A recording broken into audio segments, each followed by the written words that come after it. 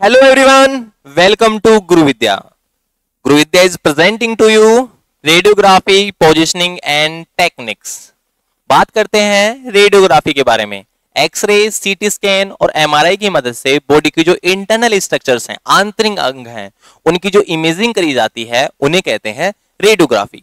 बात करें पोजिशनिंग की, पोजिशनिंग का मतलब होता है, मान लीजिए जैसे कि किसी डॉक्यूमेंट में आपकी एक पासपोर्ट साइज फोटो खींचने जा रही है, तो आपको कुछ इंस्ट्रक्शन दिए जाते हैं, जैसे कि आप एकदम कैमरे के सामने होने चाहिए, आपका कोई सेल्फी वाला व्यू या फिर कोई साइड व्यू नहीं होना चाहिए, इसके अलावा आपके आंखों के सामने ग्लासेस नहीं होने चाहिए। तो ये सब जो इंस्ट्रक्शंस दिए जाते हैं, इसी तरह से अगर आपके बॉडी की इंटरनल स्ट्रक्चर्स की इमेजिंग करनी है तो आपको कुछ आपके बॉडी पार्ट्स को स्पेसिफिक पैटर्न में अरेंज किया जाएगा, जिसे कहा जाता है पोजिशनिंग। और बात करें जिस मशीन की मदद से ये सब कुछ किया जा रहा है, इमेजिंग करी जा रही है, उसकी जो टेक्निक्स होती हैं उनके बारे में अपन इस पूरे सब्जेक्ट में पढ़ने वाले हैं। ये आपके डीआरटी या बीआरटी के फर्स्ट ईयर का एक पूरा चैप्टर होता है। आपके अंदर चैप्टर के अलावा इसमें पूरी की पूरी बुक होती है, जिसमें आप पढ़ने वाले हो chest, upper limb, humerus and shoulder, lower limb, femur, vertebral column, bony thorax, cranium, facial bones, PNS, abdomen और मोबाइल प्रोसीजर्स के बारे में। ये सभी चीजें आपको एक ही जगह पे अवेलेबल हो पाती हैं। गुरु विद्या ने इनको एक जगह पे अरेंज करके बहुत ही इजी लैंग्वेज में आप सबके सामने प्रेजेंट किया है। इन्हें कहते हैं हैंडबुक, और जो आपके गुरु विद्या एजुकेशन जो ऐप है उसके अंदर फ्रीली अवेलेबल है।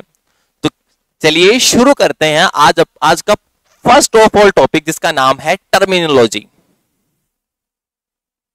बात करें टर्मिनोलॉजी के बारे में तो होती क्या है टर्मिनोलॉजी? टर्मिनोलॉजी का मतलब होता है जैसे कि आपको एक लैंग्वेज सीखनी है, लाइक एज इंग्लिश लैंग्वेज। वो लैंग्वेज सीखने के लिए आपको चाहिए alphabets ABCDEFG, like as this.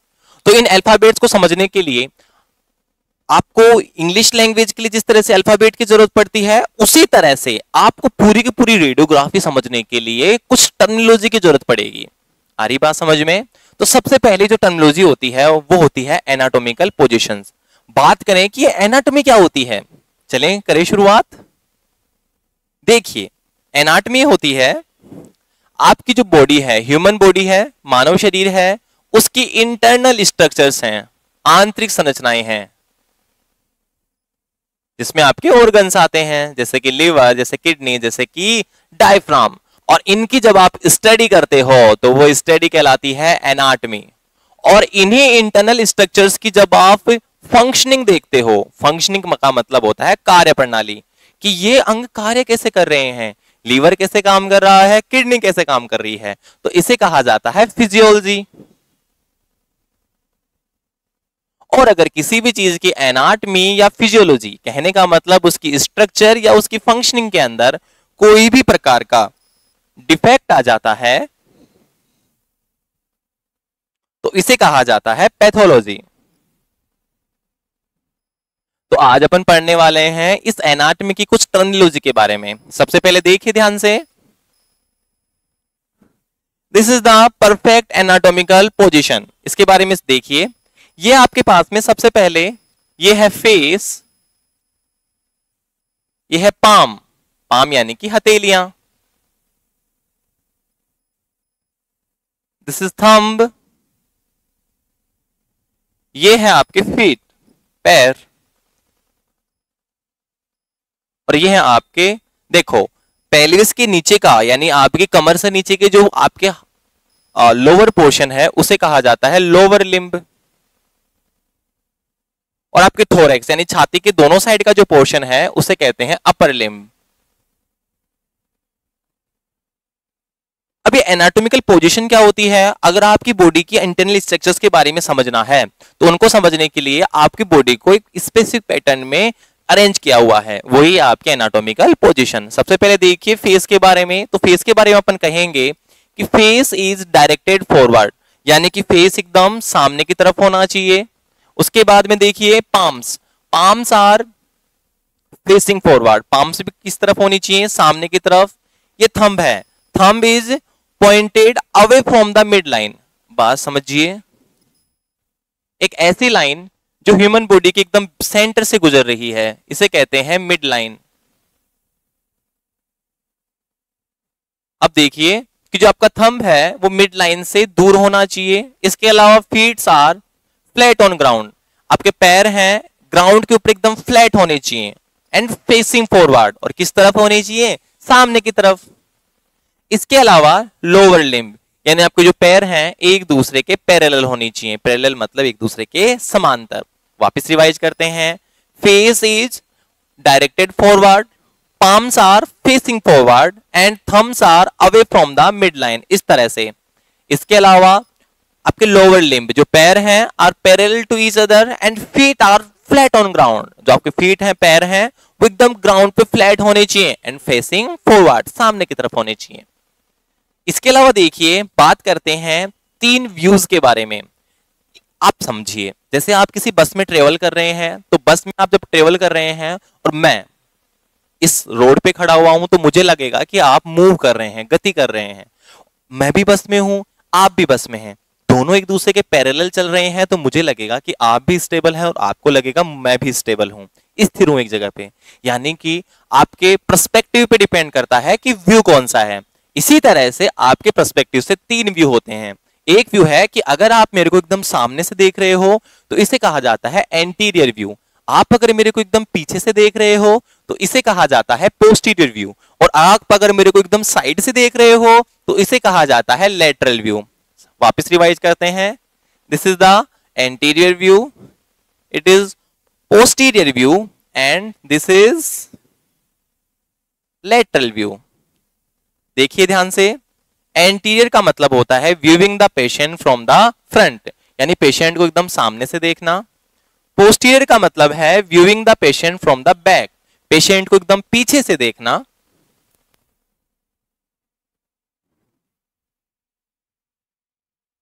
Lateral का मतलब होता है viewing the patient from the side, patient को एकदम साइड से देखना। इसके बाद में अपन बात करेंगे प्लेन्स ऑफ द बॉडी, यानी बॉडी के कौन कौन से प्लेन्स होते हैं उनके बारे में समझिए। सबसे पहले देखिएगा कि प्लेन्स क्या होते हैं।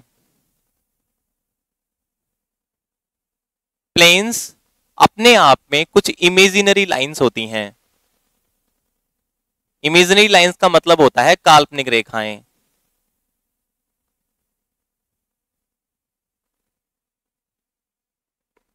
जो कि ह्यूमन बॉडी को डिवाइड करती हैं।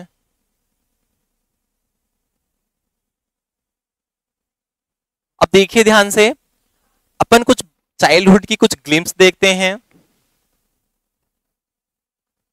हम एक मेले में गए, पापा ने दिया 1 रुपया, हमने 2 लड्डू खरीदे, एक नाव खरीदी, 2 गुब्बारे खरीदे। हम पापा के पास गए, पापा ने कहा यू शट अप। हम मम्मी के पास गए, हम यहां थे, मम्मा यहां थी, तो मम्मा ने कहा बेटा ऊपर जाके नीचे आओ। तो ये एक ह्यूमन बॉडी की तरह समझना, ये आप एकदम सामने से देख रहे हो। अगर मैं इसको साइड से करूं तो कैसा दिखेगा? ये देखिए, ये इसकी एक आंख है, ये इसकी एक नोजी है, ये इसका मुंह है, ये इसके कान हैं, ठीक है। ये क्रॉस की तरह दिख रहा है ना, ये इसके हाथ हैं, ठीक है, और ये इसके पैर हैं। देखिए ध्यान से, अब ये आपके पास में एक ह्यूमन बॉडी है। मान के चलिए कुछ इमेजिनरी लाइंस खींचते हैं, उसके लिए समझिएगा ध्यान से।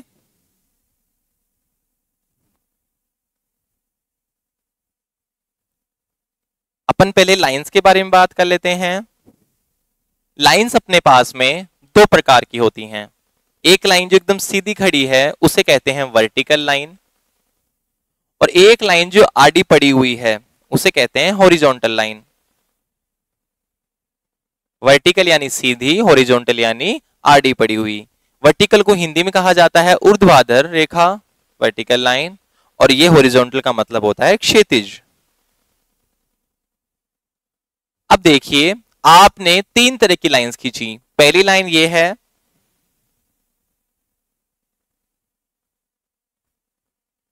ये एक वर्टिकल लाइन थी, ऊर्ध्वाधर रेखा थी, जिसने ह्यूमन बॉडी को राइट एंड लेफ्ट पोर्शन में डिवाइड कर दिया। मेरे ऊपर समझिए, एक लाइन अगर मैं बीच में से खींचूंगा तो एक लाइन है जो मुझे डिवाइड कर रही है, ये वाला पोर्शन राइट और ये वाला पोर्शन लेफ्ट। दिख रहा है अच्छे से? तो इसी तरह से हमने एक लाइन खींची, जो लाइन कैसी थी? वर्टिकल लाइन थी, जिसने ह्यूमन बॉडी को डिवाइड किया राइट और लेफ्ट पोर्शन में, और इससे बना हुआ जो प्लेन होता है उसे कहा जाता है सजाइटल प्लेन। क्या हो कि अगर ये लाइन इस तरह से हो,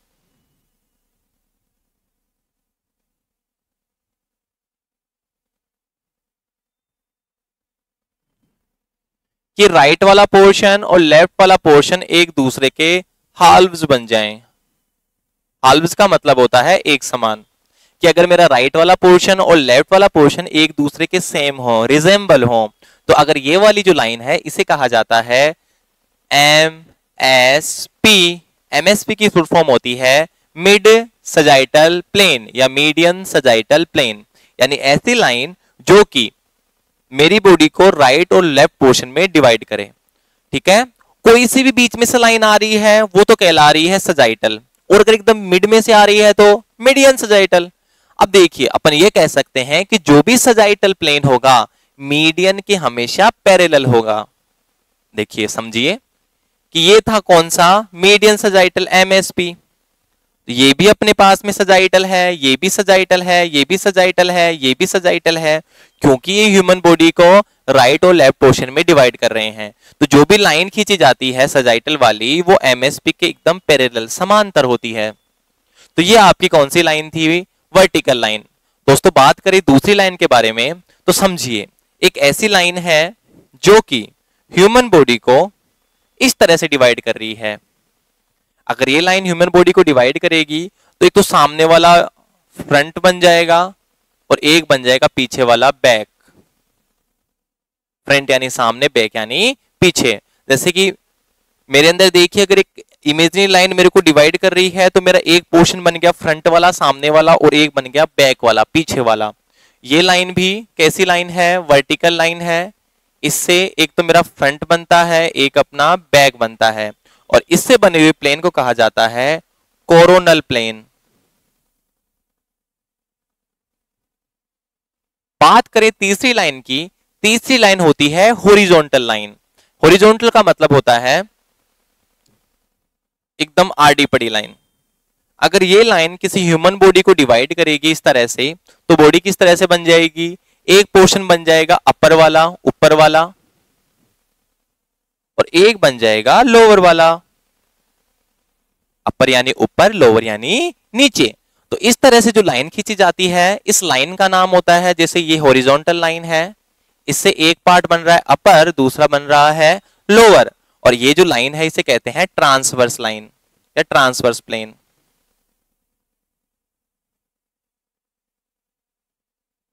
दूसरा इसका नाम एक्सियल प्लेन भी होता है। अब देखिए ध्यान से, एक इमेजिनरी लाइन मेरे एकदम बीच में से गुजर रही है, या फिर इधर से गुजर रही है, या इधर से, लेकिन बस समझना कि इससे मेरा बॉडी राइट और लेफ्ट दो पोर्शन में डिवाइड हो जाएगा। एक इमेजिनरी लाइन जो कि इस तरह से गुजर रही है कि मेरी बॉडी फ्रंट और बैक दो पोर्शन में डिवाइड हो जाएगी। एक ऐसी इमेजिनरी लाइन है जिससे मेरी ह्यूमन बॉडी अपर और लोअर पार्ट में डिवाइड हो जाएगी। देखिए, ये वाली लाइन थी जो सजाइटल लाइन है, ये वाली लाइन थी वो कोरोनल लाइन है, और ये वाली जो लाइन है उसका नाम होता है transverse line. MSP divides the body in right and left halved. Halved का मतलब है कि आपकी बॉडी के दोनों राइट और लेफ्ट पोर्शन क्या हैं? समान हैं। तो इससे बॉडी राइट और लेफ्ट पार्ट में डिवाइड हो जाती है। सजाइटल प्लेन का मतलब है कि एमएसपी के सारी लाइनें एकदम समांतर हैं।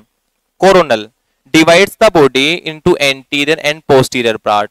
एंटीरियर का मतलब होता है फ्रंट यानी सामने का, और पोस्टीरियर मतलब बैक वाला। Divides the body into, third वाली कोरोनल है, divides the body into superior part and inferior part.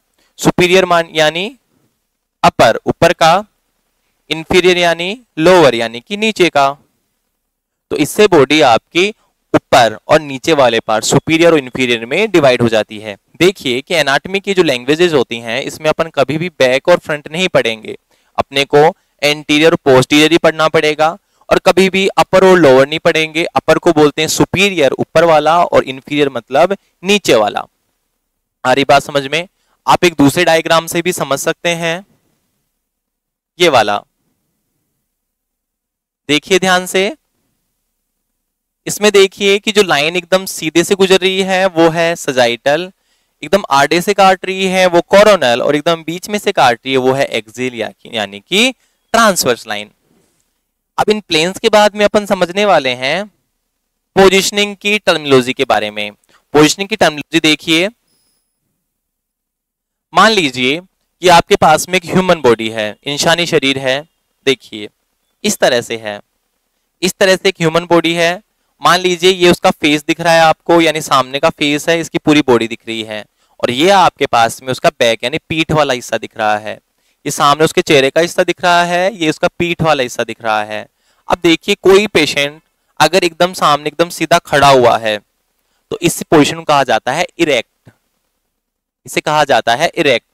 और एकदम साइड में इस तरह से खड़ा हुआ है, इसे बोलते हैं लेटरल। ये इरेक्ट हो गया, ये हो गया लेटरल। आ रही बात समझ में? इसके अलावा समझिए कि अगर कोई पेशेंट ऐसे सीधा लेटा हुआ है, सीधा लेटा हुआ होगा तो उसकी नजर एकदम सामने की तरफ ऊपर की तरफ होंगी। किसके बल लेटा हुआ है? पीठ के बल, तो ये व्यू कहलाता है सुपाइन। सुपाइन यानी सीधा लेटा हुआ। कोई पेशेंट इस तरह से लेटा हुआ है तो उसकी जो नजरें होंगी नीचे की तरफ होंगी, और वो पेट के बल लेटा हुआ है। ये वाला जब कोई पेशेंट उल्टा हुआ लेटा हुआ रहता है, इस पोजीशन को कहा जाता है प्रोन। इसके अलावा किसी ने अगर लेटे लेटे करवट ले रखी है तो इसे कहा जाएगा लेटरल रिकम्बेंट। वापिस समझिए सभी यूज के बारे में। This is erect, this is lateral, this is lateral, this is erect, this is supine सीधा लेटा हुआ है, दिस इज प्रोन उल्टा लेटा हुआ है, और दिस इज लेटरल रिकम्बेंट यानी कि उसने ले रखी है करवट। इसी तरह से अपन ने लिख रखा है, पहली वाली कौन सी है? इरेक्ट। इरेक्ट में देखिए ध्यान से, an upright position to stand and sit erect, एकदम सीधा खड़ा हुआ है आपकी तरफ सामने मुंह करके। सुपाइन के मतलब बैक पीठ के बल, लाइंग लेटा हुआ है, फेसिंग फॉरवर्ड ऊपर की तरफ देख रहा है। प्रोन का मतलब लाइंग ऑन एब्डोमेन, पेट के बल लेटा हुआ है और फेसिंग डाउनवर्ड नीचे की तरफ देख रहा है। Lateral recumbent lying on side यानी एक तरफ करवट लेके लेटा हुआ है। एंड लास्ट वाली कौन सी है? लिथोटमी। लिथोटमी का अंदर समझो, इसमें अपन थोड़ा सा डिटेल्ड में अभी 1 मिनट बात पढ़ लें। देखो उसके बाद में लेटरल, लेटरल का मतलब एक साइड टच करके, किसको? आई आर को। अब देखो आई आर बहुत ज्यादा इंपॉर्टेंट है। आई आर का मतलब होता है इमेज रिसेप्टर। इमेज रिसेप्टर का मतलब जिसपे इमेज खींची जाती है, जो कि आपके रेडियोग्राफी के अंदर हो सकती है कोई कैसेट या फिर हो सकता है कोई डिटेक्टर। आ रही बात समझ में? यानी आप एक्सरे खींचोगे, इसे निकालोगे किसे? किस पे इमेज आएगी, किस पे कैप्चर किस में होगी? तो जहां पे कोई इमेज कैप्चर होती है वही कहलाता है इमेज रिसेप्टर, यानी इमेज को रिसीव करने वाला, प्राप्त करने वाला।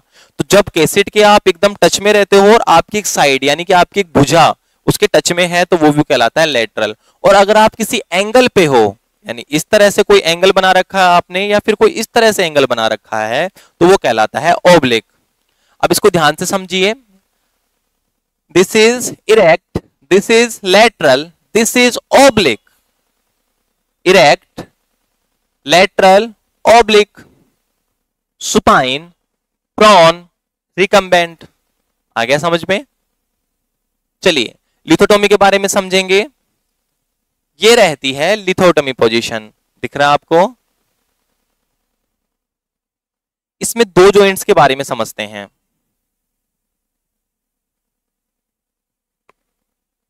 ये वाला जो जॉइंट होता है इसे कहते हैं हिप जॉइंट, और ये वाला जो जॉइंट होता है उसे कहते हैं नी जॉइंट। तो आपका हिप जॉइंट और नी जॉइंट फ्लेक्स्ड होने चाहिए। फ्लेक्स्ड का मतलब होता है मुड़े हुए। कितने डिग्री के एंगल पे? 90 डिग्री के एंगल पे मुड़े हुए हैं। इसके अलावा आपकी जो थाइज हैं, जांघें हैं, वो एक दूसरे से दूर होनी चाहिए। दूर का मतलब होता है एब्डक्टेड। एबडक्टेड। और आपका सपोर्ट किस पे होना चाहिए, ये आपकी एडी है, ये वाले जो हैं इस तरह से, ये वाली जो ये है एंकल, तो सपोर्ट किस पे होना चाहिए, एंकल पे। तो देखो अपन ने क्या कहा, hip and knee are flexed, thighs are abducted, abducted का मतलब दूर है, और सपोर्टेड ऑन एंकल्स।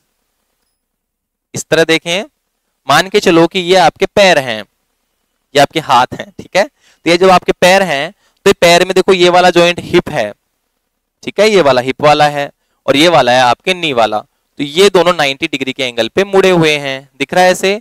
और आपकी जो दोनों थाइज हैं वो एक दूसरे से दूर होनी चाहिए, और आप इस तरह से लेटे हुए हो। इमेजिन कर लो बस यार ना, ठीक है। तो लिखा हुआ कहां पे है वो मैं बता देता हूं आपको। देखो ये पोजीशन किस टाइम पे जरूरी रहती है, जब आप एक स्पेशल प्रोसीजर जिसका नाम होता है HSG वो कर रहे हो, स्टीरियो साल्पिंगोग्राफी। इसके अलावा जब किसी फीमेल की डिलीवरी होती है प्रेगनेंसी के बाद में, तो तब भी कौन सी पोजीशन होती है, लिथोटमी पोजीशन। तो देखो लिखा हुआ है, knees and hip are flexed, thighs abducted and rotated externally. External का मतलब बाहर की तरफ घूमी हुई होनी चाहिए, यानी जांघें एक दूसरे से दूर होनी चाहिए, और सपोर्टेड ऑन एंकल्स, यानी एंकल्स का सपोर्ट होना चाहिए। तो ये आपके पास में थी कुछ पोजीशंस। नेक्स्ट है आपकी terminology used to describe the limb position. Limb का मतलब होता है भुजा, लोअर लिम्ब मतलब पैर, और अपर लिम्ब मतलब हाथ। देखिए ध्यान से, ये मेरा हाथ है, हाथ है। अब इस तरह से हाथ यहां पे, ये मेरा ह्यूमरस है, और ये मेरे हैं रेडियस और अल्ना। बीच में जॉइंट है, जिस जॉइंट का नाम है एल्बो, कोहनी है। आप नाम याद मत रखिए, सामने देखिए, ये आपका ह्यूमरस है। तो देखो इसके साथ में अभी दोनों के बीच में एंगल कितना है, 0 डिग्री। अभी देखो एंगल बढ़ता जा रहा है, बढ़ता जा रहा है, बढ़ता जा रहा है। अब एंगल कितना हो गया, 90, और इस तरह से ये हो गया 180। तो अगर किसी जॉइंट का एंगल कम हो रहा है तो इसे कहा जाता है फ्लेक्शन। क्या कहा जाता है, फ्लेक्शन। अगर एंगल बढ़ रहा है तो इसे बोलते हैं एक्सटेंशन। एक फ्लेक्शन और एक एक्सटेंशन। आ रही बात समझ में। अब दूसरी चीज देखिए कि मेरा पूरा का पूरा अपर लिम्ब है, हाथ है, ये मेरी मिड लाइन है। अगर हाथ मिड लाइन के पास में आ रहा है तो इसे बोलते हैं, ये वाला देखिए, ये वाला है, इसे बोलते हैं एडक्शन। तो ये वाला है एडक्शन, और अगर दूर जा रहा है तो abduction. Adduction abduction, adduction abduction. देखिए आप ऐसे ट्रिक से समझ सकते हो कि ADD, एड यानी जुड़ना, यानी मिड लाइन से अगर ये हाथ जुड़ रहा है तो एडक्शन, दूर जा रहा है यानी कि एबडक्शन। तो एक तो एडक्शन हो गया, दूसरा कौन सा हो गया, एबडक्शन हो गया। तो आप देखिए एक्सटेंशन का मतलब when the angle of the joint increase, कि अगर एक्सटेंशन मतलब एंगल बढ़ रहा है, मैंने समझाया था इस तरह से। When the angle of joint decrease, अगर एंगल कम हो रहा है तो फ्लेक्शन, एबडक्शन।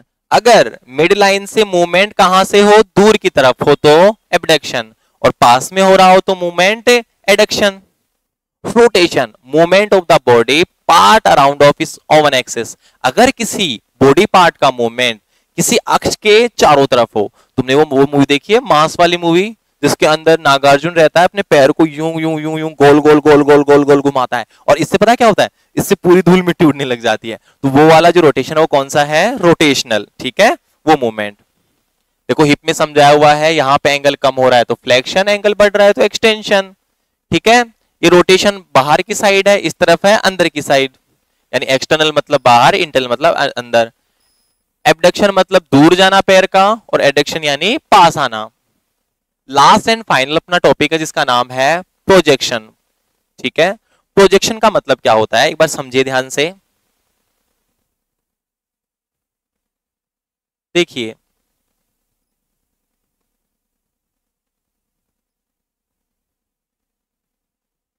देखो जब भी आप कोई इमेजिंग करते हो तो आपके पास में ये रहती है एक्सरे की ट्यूब, और एक्सरे की ट्यूब में से निकलती हैं एक्सरेज,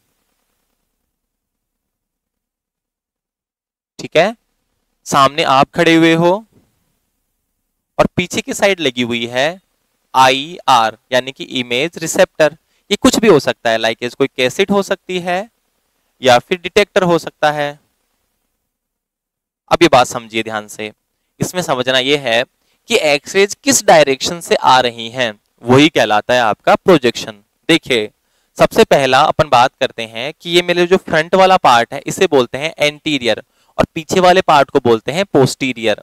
तो अगर एक्स रे ट्यूब मेरे सामने से है तो एक्सरेज मेरे पहले एंटीरियर पार्ट पे जाएंगी फिर निकलेंगी पोस्टीरियर पार्ट से।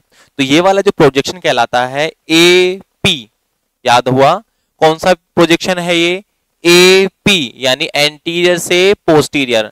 अगर मैं इस साइड से खड़ा हुआ हूं तो पीछे से अगर एक्सरे जाएंगी तो पहले मेरे पोस्टीरियर पार्ट को कनेक्ट करेंगी और उसके बाद में एंटीरियर वाले पार्ट को। तो पहले पोस्टीरियर उसके बाद में एंटीरियर। तो ये वाला जो व्यू है वो कहलाएगा मेरा पी ए। आ रही बात समझ में? तो इसी तरह से देखिए कि अगर ये ह्यूमन बॉडी है, इस तरह से मैंने बताया था, ये इसका फेस दिख रहा है तुम्हें, ये इसकी पीठ दिख रही है, तो एक्सरेज अगर इधर से आ रही हैं तो ये वाला पोर्शन ए और ये वाला पी, तो प्रोजेक्शन कौन सा रहा, ए पी। अगर ऐसे खड़े हुए हैं और सामने से एक्सरेज आ रही हैं तो देखो ये वाला पोस्टीरियर, इधर वाला एंटीरियर, तो एक्सरेज किधर से आई, पोस्टीरियर टू एंटीरियर। पेशेंट इस तरह से खड़ा हुआ है, साइड से खड़ा हुआ है, तो एक्सरेज ऐसे आएंगी तो ये प्रोजेक्शन कहलाएगा लेटरल। और अगर तिरछा खड़ा हुआ है तो एक्सियल, सॉरी ऑब्लिक। हरी बात समझ में? तो ये वाला देखो सबसे पहले एपी पीए लेटरल ऑब्लिक, आई बात समझ में? तो यही प्रोजेक्शंस हैं।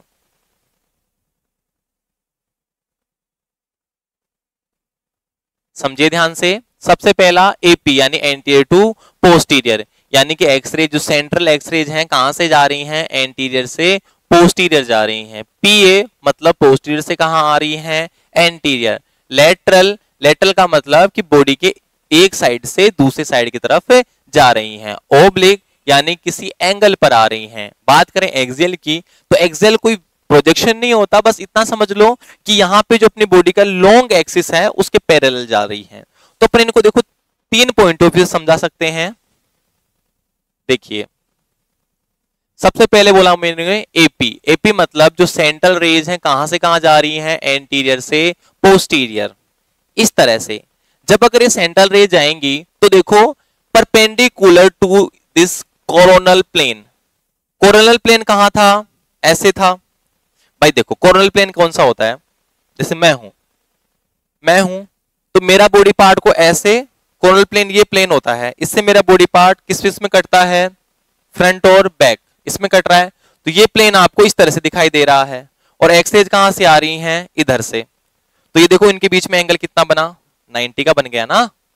तो ये परपेंडिकुलर, परपेंडिकुलर का मतलब होता है लंबवत, यानी 90 डिग्री का एंगल बनेगा। तो एपी व्यू के अंदर जो मेरा कोरोनल प्लेन है वो कितना एंगल बनाएगा, 90। इसी तरह से पीए व्यू में भी कितना एंगल बनेगा, 90।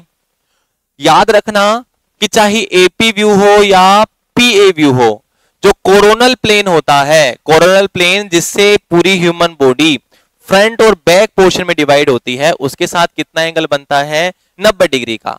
बात करें लेटरल में, लेटरल वाला सजाइटल प्लेन के परपेंडिकुलर होता है। सजाइटल प्लेन कौन सा प्लेन होता है, ऐसा प्लेन जो मेरी ह्यूमन बॉडी को दो पार्ट्स में डिवाइड करे, लेफ्ट और राइट पोर्शन में, ये वाला डिवाइड कर रहा है।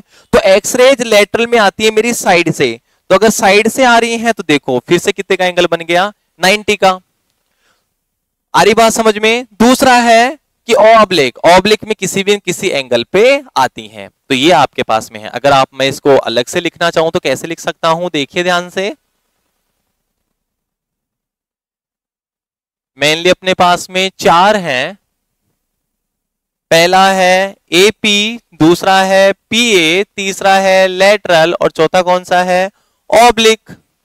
तो ये वाला जो है इसमें जो सेंट्रल रेज हैं यानी एक्स रेज हैं वो पैरेलल होंगी कौन से प्लेन के, परपेंडिकुलर, लंबवत होंगी। ये लाइन है जो बताती है भाई 90 डिग्री का एंगल बन रहा है, इस तरह से लिखते हैं, कोरोनल प्लेन के। इसमें भी जो एक्स रेज की सेंट्रल रेज होंगी वो कोरोनल प्लेन के लंबवत हैं, और जबकि इसमें जो सेंट्रल रेज हैं वो सजाइटल प्लेन के लंबवत हैं। और इसमें जो ओब्लिक के अंदर जो सेंट्रल रेज हैं वो एंगल्ड हैं, किसी कोण पे हैं, या तो कोरोनल ले लो या ले लो सजाइटल।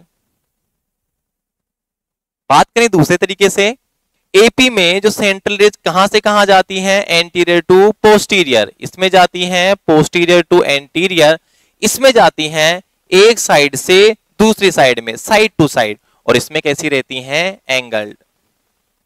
अब बात करें पीए के अंदर, तो पीए के अंदर समझो यहां पे ये मेरा जो चेस्ट है, थोरेक्स वाला पार्ट है, इसका जो सामने का भाग कहलाता है डोर्सल, सॉरी वेंट्रल, और पीठ वाला भाग कहलाता है डोर्सल। ये वाला पोर्शन वेंट्रल, ये वाला डोर्सल। तो अगर मान लो एक्सरे जैसे आ रही हैं तो इसको बोल सकते हैं अपन डोर्सो वेंट्रल, यानी पीए का ही दूसरा नाम क्या हो गया, डोर्सो वेंट्रल। इसी तरह से मेरे सिर के अंदर की बोन्स हैं स्कल के अंदर, ये वाली फ्रंटल, ये वाली पेराइटल, ये वाली ऑक्सीपिटल, ये वाली टेम्पोरल। तो ये वाली कौन सी हो गई, फ्रंटल, और ये वाली कौन सी हो गई, ऑक्सीपिटल। तो अगर एक्सरे ऐसे आ रही हैं, इधर से आ रही हैं, इधर से निकल रही हैं, तो अपन बोलेंगे ऑक्सीपिटो फ्रंटल। समझ में आ रहा है? तो ये क्या हो गया, ऑक्सीपिटो फ्रंटल। ये देखो ये पाम है, हथेली है, तो ये पाम है, हथेली है, और इसका डोर्सल भाग है। तो अगर एक्सरे जैसे आ रही है तो डोर्सो पामर। तो इस तरह से इनके अलग अलग नाम हो सकते हैं, तो आपको इनमें कंफ्यूज नहीं होना, बस आपको पीए याद रखना है। सेंट्रल रेज कोरोनल प्लेन में है, perpendicular, central ray coronal plane के perpendicular, central ray sagittal plane के परपेंडिकुलर, ठीक है। और यहाँ पे सेंट्रल रेज है किसी एंगल में। इसके अलावा देखो AP PA side by side और एंगल, ठीक है। तो इसके साथ में आपकी टर्मिनोलॉजी कंप्लीट होती है। होप सो आपको ये लेक्चर पसंद आया हो तो आप इस चैनल को सब्सक्राइब कीजिए, और इसके बाद में ऐसे ही और सारे रिव्यू आपकी वीडियोस हैं इस पे रेगुलरली अपलोड कर दिए जाएंगे। हम कोशिश करेंगे कि बहुत ज्यादा इंपॉर्टेंट टॉपिक्स को यूट्यूब पे कवर किया जा सके। इसके अलावा आप हमारे गुरुविद्या एजुकेशन ऐप में जाइए, और वहां पे आप कोई सा भी आपके लिए सुटेबल आप कोर्स है उसको देख सकते हैं। Thank you guys.